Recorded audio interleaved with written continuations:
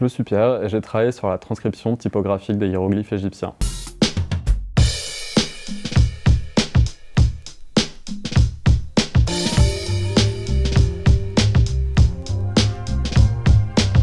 C'est un projet qui a commencé en 2015, proposé par la NRT dans ses axes de recherche et qui donc résulte d'une collaboration qui a été montée avec le LabEx Archimède de l'Université Paul Valéry Montpellier autour du vocabulaire de l'égyptien ancien. Ce vocabulaire, abrégé en Vega, est le premier dictionnaire numérique évolutif consacré à cette langue que les égyptologues construisent pour répondre à l'obsolescence constatée de certains de leurs outils de recherche lexicographique. Il faut savoir qu'actuellement, le dictionnaire de référence pour l'étude de l'égyptien ancien est le dictionnaire de Berlin qui a été publié en 1931. L'une des difficultés qui se posent quand on travaille sur les hiéroglyphes égyptiens, c'est de parvenir à synthétiser 3500 ans d'histoire en une forme normalisée. À cela s'ajoutait que les égyptologues ne voulaient pas que l'on s'appuie sur des qualités graphiques observées sur les stèles, justement afin que le caractère puisse transcrire indifféremment des monuments de toutes les périodes de l'histoire égyptienne. Il y a donc eu deux étapes majeures dans le développement graphique du projet.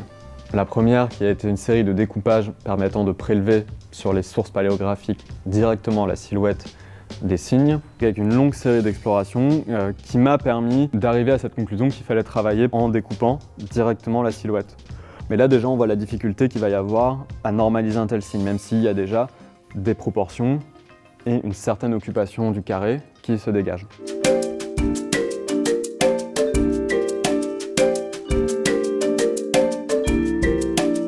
La deuxième grande difficulté a été celle d'intégrer la totalité de ces formes très diverses, de sources très différentes, à un même ordre graphique, à une même logique graphique. Et pour ça, je suis passé par une phase de gravure au lino, en exploitant la résistance de la matière pour déterminer des qualités de courbe, des qualités d'angle, des vitesses de trait, qui allaient me permettre de déterminer cet ordre graphique abstrait du caractère. Les signes réalisés étaient systématiquement envoyés au LabEx Archimède pour correction. Et donc, dans cette étape-là du travail de validation et de développement de la fonte, les égyptologues ont joué vraiment un rôle majeur. Finalement, ce dont on se rend compte quand on travaille là pour des égyptologues, mais pour une discipline scientifique, c'est que la forme typographique en tant qu'élément abstrait importe moins que la possibilité d'en justifier par tout un appareil critique.